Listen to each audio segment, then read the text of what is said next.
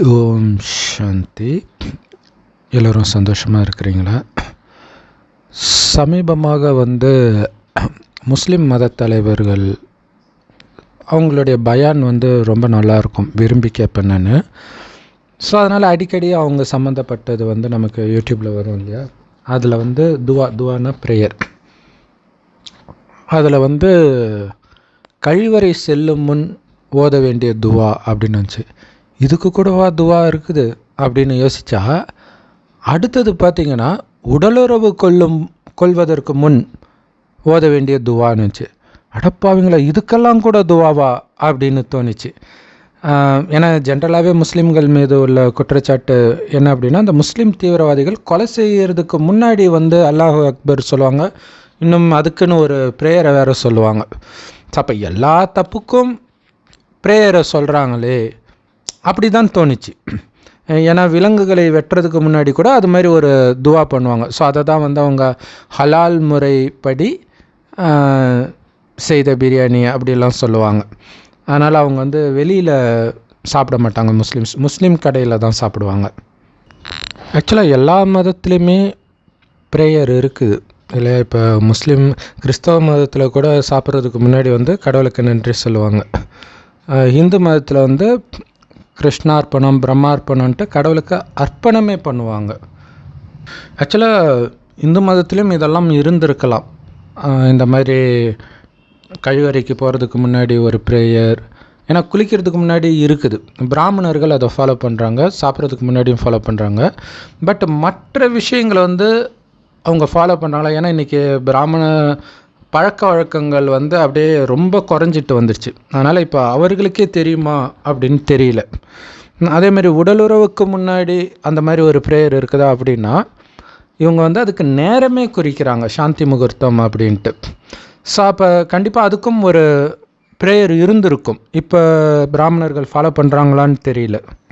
ஏன்னா அந்த நேரம் குறிக்கிறது அவங்க காமத்தில் ஈடுபடுறதுக்காக இல்லை, அந்த காமமே குழந்தை பெறுவதற்காக. ஸோ அந்த குழந்தை பிறப்பதற்கான ஒரு காரியத்தை நல்ல நேரத்தில் செய்ய வேண்டும் அப்படின்னா கண்டிப்பாக கடவுளுடைய நினைவும் இருக்கத்தான் செய்யும். அதைத்தான் உண்மையில் முஸ்லீம் மதத்திலையும் பண்ணுறாங்கன்ற விஷயம் அவங்களுடைய அந்த ப்ரேயரை என்ன அர்த்தம் அப்படின்னு போய் பார்க்கும்போது தான் தெரிஞ்சுது.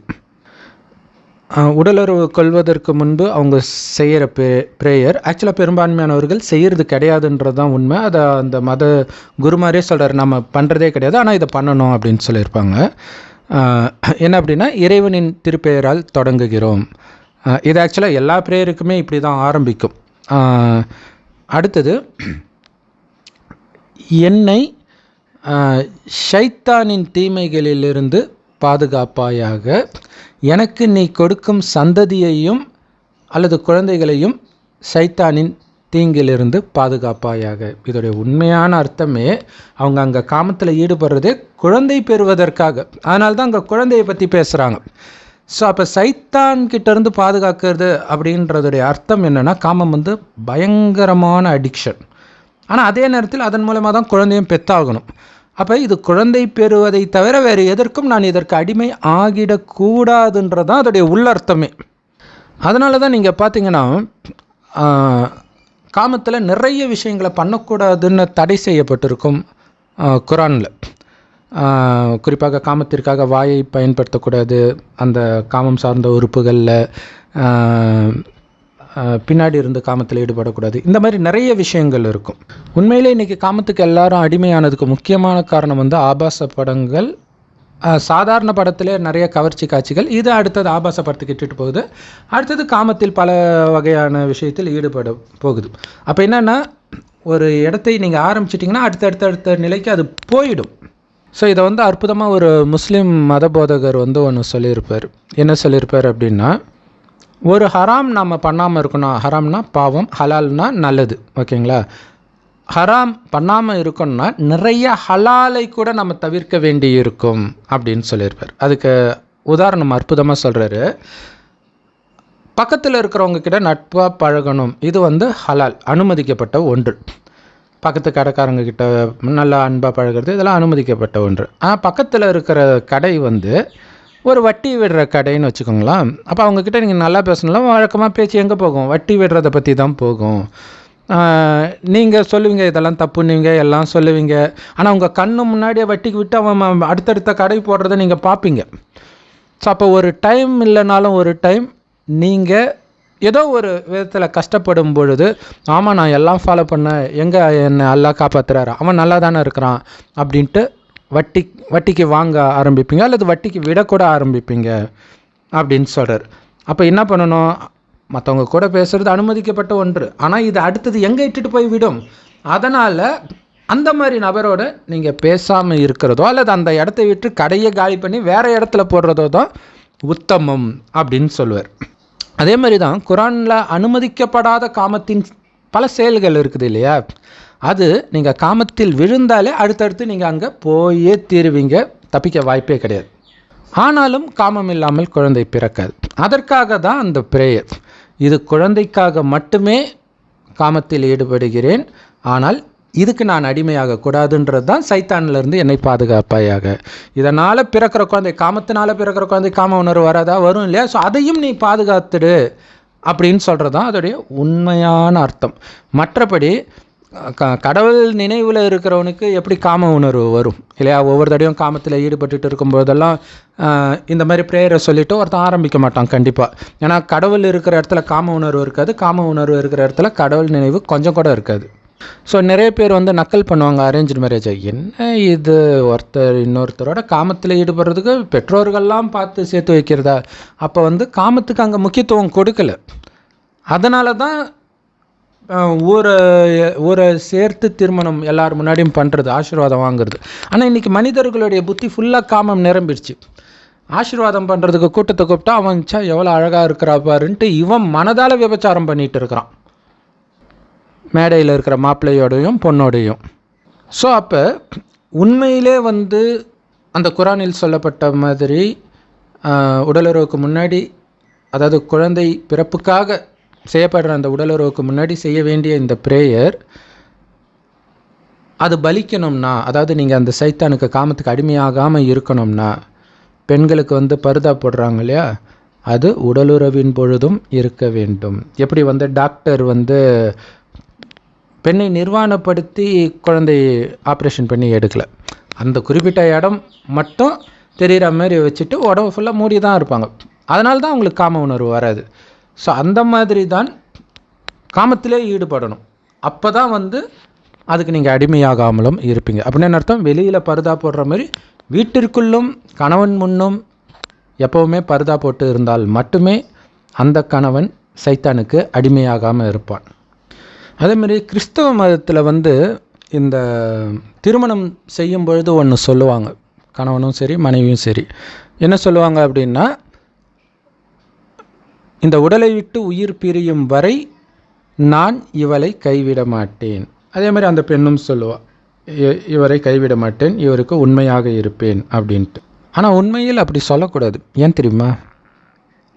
உயிரே போனாலும் மனைவியை கைவிட மாட்டேன் அப்படிங்கிறதுனால தான் மனைவி பேச்சை கேட்டுட்டு அப்பா அம்மாவை கைவிட்டுடுறாங்க.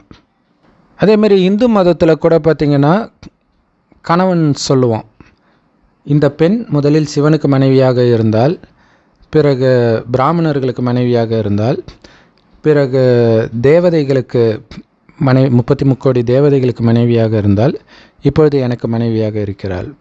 கேட்டால் வந்து நமக்கு அருவருப்பாக தோன்றும், அப்போ என்ன என் மனைவி விபச்சாரியா அப்படின்ட்டு. ஆனால் அதில் தவறு இருக்குது அந்த மந்திரத்தில். ஆனால் அது உண்மைதான், அப்படி இருந்தோன்றது உண்மைதான். ஏன்னா இது வந்து 5000 வருட காலச்சக்கரம். இதில் முதல் பாதி சொர்க்கமாக இருக்கும். அந்த சொர்க்கத்தில் நாம் தேவதையாக வாழ்ந்தோம், நாம் தான் வாழ்ந்தோம், ஆணும் சரி பெண்ணும் சரி. அப்போ தேவதையாக இருக்கும்போது தேவதையை தானே திருமணம் செஞ்சுருப்போம், அதுதான் அதோடைய அர்த்தம். ஆனால் ஆத்மாவுக்கு அழிவு கிடையாது இல்லையா? மறுஜன்மம் எடுத்து பிறகு இந்த பூமி நரகமாக மாறும்பொழுது சாதாரண மனிதனாக இருக்கும்போது சாதாரண பெண்ணைத்தான் நாம் திருமணம் செய்கிறோம். தேவதையாக இருந்தவன் இப்போ சாதாரண பொண்ணாயிட்டா, தேவதையாக இருந்தவன் சாதாரண பையனாயிட்டான். ஸோ நான் இப்போ திருமணம் செய்கிறேன். அப்போ இதோடைய உண்மையான அர்த்தம்னா ஒரு சக்கரம் சுற்றி வந்துருக்குதுன்னு அர்த்தம். ஆனால் இந்த உலகம் தோன்றுவதற்கு முன்பு, அதாவது சொர்க்கத்திற்கும் முன்பு கடவுள் இந்த பூமிக்கு வந்தார். அது எப்படி வந்தார் அப்படின்னா, இதுதான் காலச்சக்கரம். முதல் பாதி சொர்க்கம், அதாவது 5000 வருஷத்தில் முதல் பாதி சொர்க்கம் 2500 வருஷம், அடுத்த 2500 வருஷம் நரகம். அந்த நரகத்தின் கடைசி 100 வருடம் கடவுள் வரார், சிவபெருமன் வரார். அவரை தான் அல்லா பரமபிதான்னு சொல்கிறோம், கடவுள் ஒருவரே. ஸோ எல்லா மதத்துலேயும் அந்த படைப்பு காரியம்னு சொல்கிறது அந்த கடைசி 100 வருடத்தில் நடக்கிறது. இல்லாத ஒன்றை படைக்கல, மனிதர்கள் இருக்கிறாங்க, கெட்டு சீரழிஞ்சு கலியுகத்தின் இறுதியில் எப்படி இருக்கிறோம், இந்த நேரத்தில் தான் வரார். இப்போ வந்திருக்கிறார், அதை வச்சு தான் நம்ம ஞானத்தை கொடுக்குறோம். ஒரு வயோதிகர் உடலில் இந்த ஞானத்தை கொடுக்கிறார். என்ன ஞானத்தை?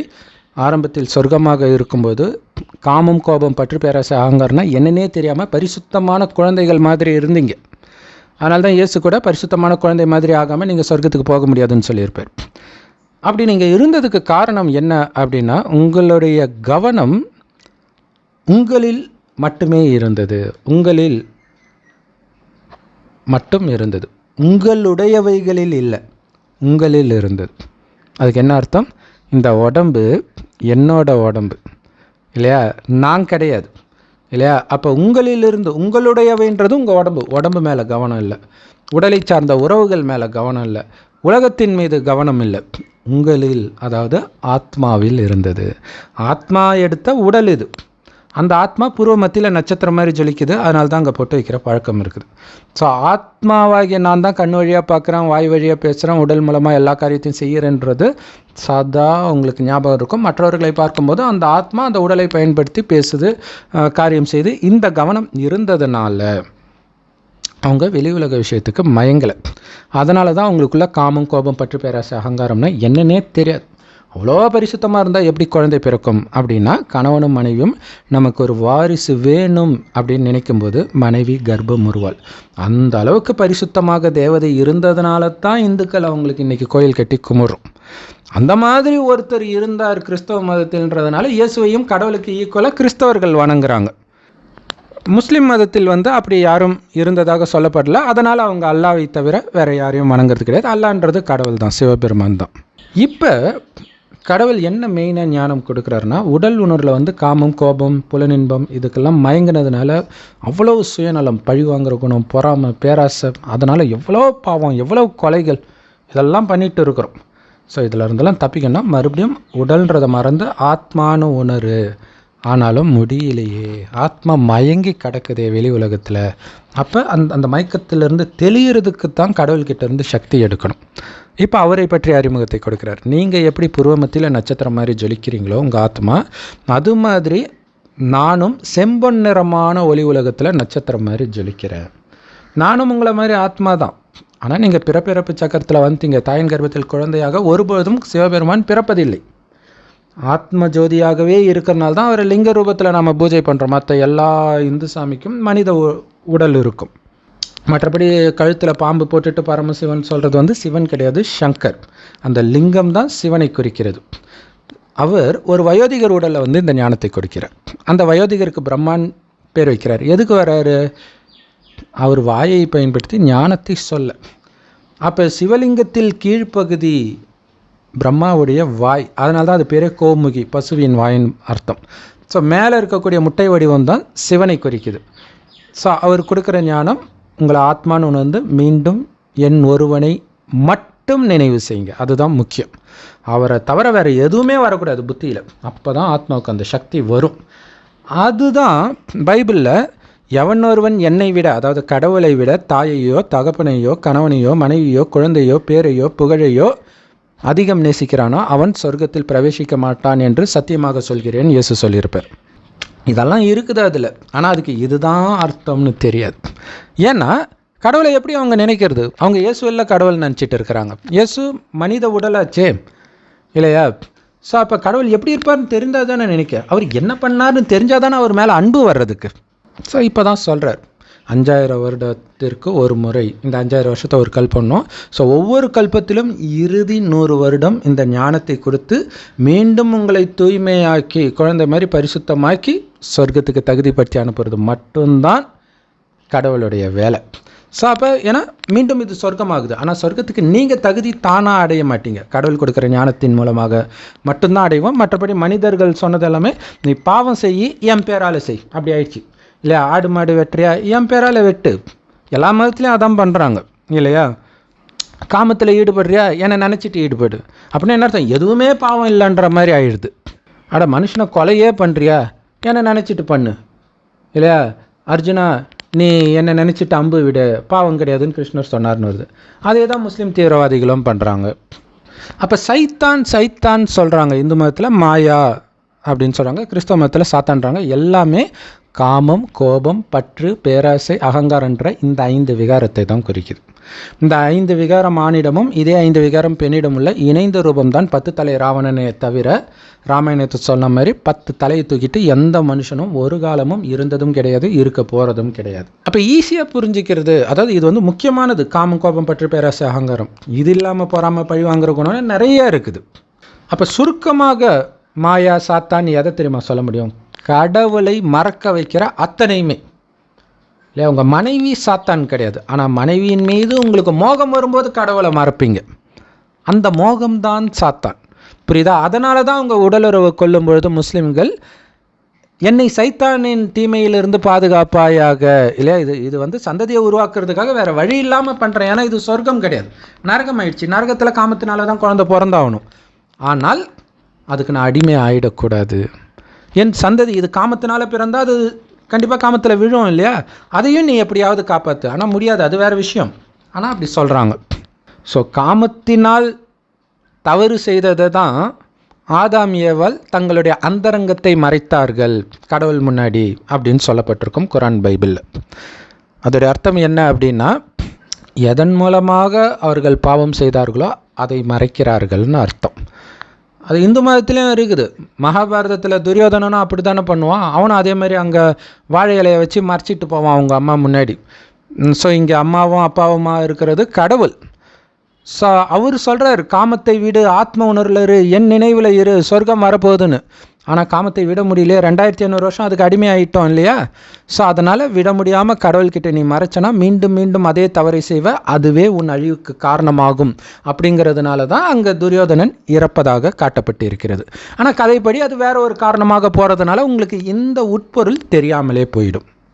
காமத்தின் பொழுது மட்டும் கிடையாதுங்க. நீங்கள் வந்து இப்போ ஒரு கல்யாணம் பண்ணாலும் சரி, குழந்தை பிறந்தாலும் சரி, ஏன் இறந்தே போனாலும் சரி, நடுவில் வர அத்தனை சடங்குக்கும் நம்ம கடவுள் முன்னாடி தானே பண்ணுறோம், எந்த மதத்தை சார்ந்தவராக இருந்தாலும். அதோடைய உண்மையான அர்த்தம் என்ன தெரியுமா? எனக்கு அதாவது கிறிஸ்தவர்கள் வந்து சாப்பாடு கொடுத்ததுக்கு நன்றி, முஸ்லீம்களும் அப்படி தான் வேண்டுறாங்க. ஆனால் உண்மையில் அப்படி சொல்லக்கூடாது. ஏன்னா உண்மையில் எப்படி சொல்லணும் அப்படின்னா, ஓகே கடவுள் தான் கொடுக்குறார், அது ஓகே. ஆனால் இந்த சாப்பாட்டின் சுவை உன்னை மறக்க வச்சிடக்கூடாதுன்னு சொல்லணும். அதுதான் முக்கியமானது இல்லையா.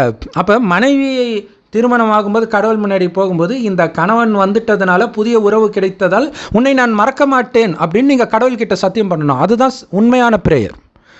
குழந்தை பிறக்கும்போது, இந்த குழந்தை பிறந்துடுச்சு, இதை வளர்க்க வேண்டியது என் கடமை, அதை நான் புரிஞ்சிக்கிறேன், இந்த கடமையை நீ எனக்கு கொடுத்துருக்கிற, ஆனால் இந்த கடமையில் மூழ்கி உன்னை நான் மறக்க மாட்டேன் அப்படின்னு நீங்கள் சத்தியம் பண்ணுறீங்கன்னு அர்த்தம்.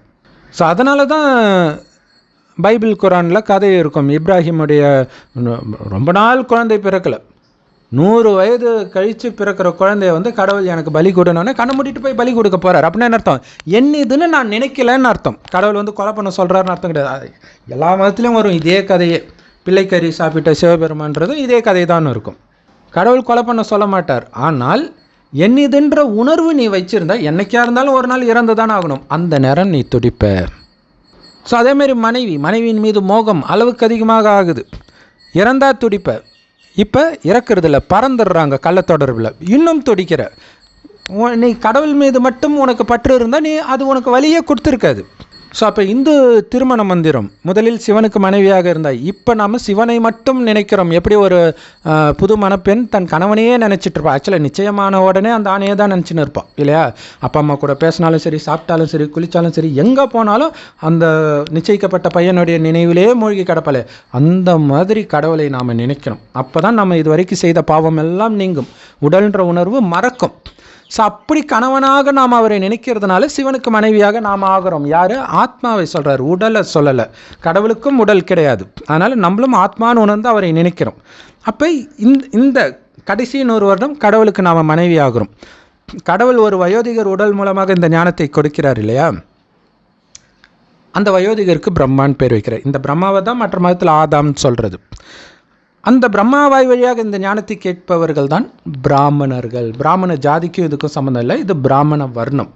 எந்த மதத்தை சார்ந்தவர், எந்த ஜாதியை சார்ந்தவராக இருந்தாலும் இந்த ஞானத்தை கேட்டால் பிராமணர், உண்மையான உயர்ந்த பிராமணர். ஏன் கடவுள்கிட்ட நேரடியாக ஞானத்தை கேட்குறீங்க? வேதங்களை படிக்கல, மனிதர்கள் மதஸ்தாபர்கள் எழுதிய வேதங்களை படிக்கிறவங்க கிடையாது. நீங்கள் கடவுள்கிட்ட நேரடியாக உண்மையை படிக்கிறவங்க.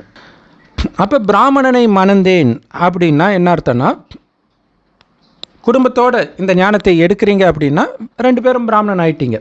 அப்போ பிராமணனுக்கு மனைவியாக இருக்கிறீங்க. ஆக்சுவலாக பிராமணனுக்கு மனைவியாக இருக்க முடியாது, சகோதரன் சகோதரி தான். ஏன்னா இங்கே காமம் கிடையாது. கடவுள் என்னுடைய அப்பான்னா அவருடைய குழந்தை தான் என்னுடைய மனைவினா உண்மையிலே அவள் மனைவியாக இருக்க மாட்டா, சகோதரியாக தான் இருப்பாள். ஸோ இந்த விஷயம் தலைகீழாக வெளிப்பட்டிருக்கும் பைபிள் குரானில். என்ன ஆகுனா, இப்ராஹிம் இன்னொரு இடத்துல கூட இதே மாதிரி ஆகும். என்னென்னா மனைவியை தங்கச்சின்னு சொல்லுவோம் வேறு ஊருக்கு போய், அதுக்கு வேறு ஒரு காரணமாக கொடுத்துருப்பாங்க. ஸோ இதோடைய அர்த்தம் என்னென்னா, மனைவியாக இருந்தும் சகோதரன் சகோதரியாக வாழ்ந்தார்கள் என்பது தான் அதோடைய உண்மையான அர்த்தம். ஸோ அதுதான் பிராமணர்களுக்கு மனைவியாக இருந்தேன்னு சொல்கிறது. அடுத்தது தேவதைகளுக்கு மனைவியாக இருந்தேன் அப்படிங்கிறது சொர்க்கத்தில் 2500 வருடம். ஸோ தேவதையாக பிறக்க அவங்க தேவதையை தான் திருமணம் செய்வாங்க. ஆனால் இதில் இன்னொரு முக்கியமான விஷயம் என்னென்னா, ஒரு பெண் பெண்ணாகவே பிறக்க மாட்டா, ஆண் ஆணாகவே பிறக்க மாட்டா, மாறி மாறி தான் பிறப்பாங்க, ஆணாக பெண்ணாக மாறி மாறி. ஆனால் மனிதர்களாகத்தான் பிறப்பார்கள். இந்து வேதத்தில் சொன்ன மாதிரி புல்லாகி பூண்டாகி நாயாகி அப்படியெல்லாம் கிடையாது. இப்பொழுது என்னை மணக்கிறாள் அப்படின்னு இந்து திருமண மந்திரம் சொல்லுதில்லையே, அதோடைய அர்த்தம் என்னென்னா, நான் முதலாக சிவனுக்கு மனைவி, பிராமணனுக்கு மனைவியாக இருந்தாலும் என் உண்மையான கணவன் சிவனை மறக்கவில்லை, தேவதைக்கு மனைவியானாலும் உண்மையான கணவன் சிவனை மறக்கவில்லை, உனக்கு மனைவியானாலும் உண்மையான கணவன் சிவனை நான் மறக்க மாட்டேன், உண்மையான கணவன் அவர் மட்டுமே அர்த்தம். ஆனால் அது வெளிப்படையாக போட்டிருக்க மந்திரத்தில் இல்லை, எந்த மதத்திலுமே போடலை. அதனால தான் இவ்வளோ பிரச்சனை. அதனால தான் கடவுளை விட்டு மனிதனுடைய புத்தி எட்ட போயிடுச்சு. சாத்தானாக மாறிட்டான் மனிதன், அதாவது சாத்தான் குணங்களுக்கு அடிமை ஆயிட்டான். அதேமாரி கழிவறைக்குள் போகிறதுக்கு முன்னாடி ஒரு துவா முஸ்லீம் மதத்தில் என்னென்னா, இந்த மாதிரி எந்த பூதமும் எனக்குள்ளே வந்துடக்கூடாது, சைத்தான் வந்துடக்கூடாது, இதே தான் திரும்ப இதே தான் இருக்கும். அப்போ சைத்தான்னா என்னன்னு தெரிஞ்சிருக்கணும் இல்லையா? அப்போ அதிலிருந்து விடுபடுறதுக்கு ஈஸியான வழின்னா இறைவன் நினைவிலேயே இருக்கிறது. இப்போ இறைவன் எங்களுக்கு இந்த ஞானத்தை கொடுக்குறார். பிரம்மா மூலமாக இந்த ஞானத்தை கேட்குறவங்க தான் பிரம்மா குமார் குமாரிகள், அதாவது பிரம்மா மூலமாக கடவுளுக்கு பிறந்த குழந்தைகள். இப்போ பிரம்மாவுக்கும் குழந்தை, அதான் பிரம்மா குமாரி அப்படின்னு அர்த்தம். இங்கே கடவுள் என்ன சொல்கிறார் அப்படின்னா, இப்போ சாப்பிட்றதுக்கு முன்னாடி முஸ்லீம்களுக்கு ஒரு துவா இருக்குது. அது என்ன அப்படின்னா, நன்றி, அவ்வளோதான். கடவுளுக்கு நன்றி, இதை கொடுத்த கடவுளுக்கு நன்றின்னு இருக்கும். ஸோ அது அவங்க எல்லாமே அரபி மொழியில் தான் சொல்லுவாங்க. அது முகமது நபி ஒரு தடவை சொல்லியிருப்பார். ஒருத்தர் இது மாதிரி சாப்பிட்டுட்டு இருக்கும்போது உடனே இந்த துவா சொல்கிறார், அப்புறம் சாப்பிட்றார். அப்போ அவர் சிரிச்சிட்டு சொன்னாராம், இது வரைக்கும் அவன் கூட சாத்தான் சாப்பிட்டுட்டு இருந்தான், எப்போ இந்த துவாவை அவன் சொன்னான்னா உடனே சாத்தான் சாப்பிட்டதெல்லாம் வாந்தி எடுத்துகிட்டு ஓடிட்டான் அப்படின்னு இருக்கும். ஆனால் கடவுள் என்ன சொல்கிறார் அப்படின்னா, நீங்கள் என் நினைவில் என்னோட சாப்பிடலன்னா, எனக்கு ஊட்டி விட்டு சாப்பிடலைன்னா நீங்கள் சாத்தானோட சாப்பிட்றீங்கன்னு புரிஞ்சுக்கோங்கன்றார். யோசிச்சு பாருங்கள், அந்த டைம் தான் உங்களுக்கு தேவையில்லாத என்னமோ வரும். அதேமாதிரி பாத்ரூம்குள்ளே போகும்போது நினைக்கிறது காரணம் என்னென்னா, அப்போ தான் நீங்கள் மைண்டு ஃப்ரீயாக வச்சுருக்கிறீங்க. அந்த நேரம் தான் தேவையில்லாத பல குப்பைகள் ஓடும். அதுக்காக தான் எப்பவுமே ஒரு வினாடி விடாமல் இறைவன் நினைவில், இறைவன் கொடுத்த ஞானம் முரளின்னு சொல்லுவோம். எல்லா பிரம்மகுமாரிகள் ராஜயோக தியான நிலையத்திலும் முற்றிலும் இலவசமாக கிடைக்கிது. யூடியூப் வெப்சைட்ஸில் இருக்குது. அதோடய லிங்க் இந்த வீடியோக்கு டிஸ்கிரிப்ஷனில் கொடுக்குறோம். அது மட்டுமே அல்லாஹ் நேரடியாக இப்போ கொடுக்கிறது. இறை தூதர் மூலமாக அல்லாஹ் கொடுக்கல. அல்லாஹ்வுக்கு என்ன பயமா? அவரே நேரடியாக கொடுக்குறார். அவரை தான் சிவன் பரமபிதான்றோம், கடவுள் ஒருவரே. ஸோ அப்போ கடவுள் சொல்கிறார், உன் மனதில் குப்பை இருந்தால் நான் போயிடுவேன். எது குப்பை? கடவுளை தவிர எது வந்தாலும் அவர் போயிடுவார் இல்லையா? அப்புறம் எப்படி நம்ம உடலுறவு கொள்ளும்போது கடவுளை நினைக்கிறது? கடவுளை இங்கே காமத்தை விடணுன்றது தான் மெயின் விஷயமே. காமத்தினால்தான் நம்ம இப்போ அனுபவிக்கிற எல்லா பிரச்சனைக்கும் காரணம் இல்லையா? குடும்பத்தில் எப்போ பிரச்சனை வருது? பையனுக்கு திருமணம் செய்ய வச்ச பிறகு தான் பிரச்சனையாக வருது. அது வரைக்கும் பையன் அப்படியே நீங்கள் சொல்கிறது கேட்குற தங்க கட்டியாக தான் இருப்பான். அதுக்கப்புறம் தான் கருங்கல்லாம் மாறிடுவோம். ஏன்னா காமம் ஒரு மனிதனை டக்குன்னு மாற்றிடும். இப்போ நம்ம சொர்க்கத்துக்கு தயாராகிறோம் இல்லையா? சொர்க்கத்தில் காமம் இல்லாமல் இருப்போம். கரிமீன் சாப்பிடாமல் நாம் மட்டும் இல்லை, விலங்குகளே அப்படி தான் இருக்கும். இது பைபிள் முதல் அத்தியாயம் முதல் பக்கத்திலே இருக்கும். அனைத்து மனிதர்களுக்கும் அனைத்து ஜீவராசிகளுக்கும் தாவரத்தை உணவாக படைத்தேன்ட்டு அதை கடவுள் சொல்வார். அப்போ சொர்க்கத்தில் அப்படி தான் இருக்கும். அதனால தான் சிங்கமும் பசுவும் ஒன்றா தண்ணி குடிக்குதுன்னு சொல்லப்படுறது. மற்றபடி கரிமீன் சாப்பிட்றது நரகம். இப்போ இருக்கக்கூடிய மனிதர்களுடைய பழக்கம். இந்த பழக்கத்தை விடாமல் நான் சொர்க்கத்துக்கு போகிறேன், கடவுள் பேரை சொல்லிட்டு சாப்பிட்டா போயிடுவேன்னா எப்படி? இது நீங்களே யோசிச்சு பாருங்கள். அடுத்தது நிறைய பேர் காமமே இல்லைன்னா உலகம் அழிஞ்சிடாதா? உலகம் அழியிற நேரத்தில் தான் கடவுள் இந்த நியமத்தையே கொடுக்குறார். உலகம் அழியிறதுக்கு 100 வருடம் முன்னாடி தான் பார்க்குறோம்ல. 21 முறை நிலநடுக்கம் வந்திருக்கு ஜப்பானில். இப்போ தமிழ்நாட்டில் ஒரே மாதத்தில் 2 தடவை வந்துருச்சு வெள்ளம், பயங்கரமான வெள்ளம். நெருங்கிட்டு இருக்கிறது தெரியலையா உங்களுக்கு? எத்தனையோ கன்னிகாஸ்திரிகள், பாதிரியார்கள், துறவிகள் திருமணம் செய்யாமல் காமம் இல்லாமல் இருக்க தான் செஞ்சுருக்கிறாங்க பல வருஷமாக. உலகம் அழிஞ்சிடுச்சா? ஸோ உலகம் அழியிறதை பற்றி கவலைப்படாதீங்க, நீங்கள் அழிஞ்சிடக்கூடாதுன்றதை பற்றி கவலைப்படுங்க. ஸோ கடவுளுடைய நினைவு இல்லை, மற்றவர்கள் கூட பேசும்போதோ அல்லது எந்த வேலையும் செய்யும்போது இல்லைன்னாலே தானாகவே உங்கள் மைண்டில் மற்ற விஷயங்கள் வரும், மற்றவங்க பேசுகிறது தான் உள்ளே போகும். அப்போ ஆத்மா சக்தி இழக்கும். இறைவனை நினச்சி சக்தி ஏற்றுனீங்க இல்லையா, அது குறைய ஆரம்பிக்கும். குறையும் போது தானாகவே இதுக்கு முன்னாடி உங்கள் மைண்டில் இருந்த அந்த பழைய குப்பைகள்லாம் வர ஆரம்பிக்கும். அப்போ வீண் விஷயத்தை கேட்க பிடிக்கும். அப்புறம் காமம், கோபம் போன்ற விஷயங்களை பார்க்கறது, கேட்குறது. அப்புறம் நான் கொஞ்சம் நேரத்தில் விழ ஆரம்பிச்சிடுவீங்க. ஓம் சாந்தி. தேங்க்ஸ் ஃபார் வாட்சிங்.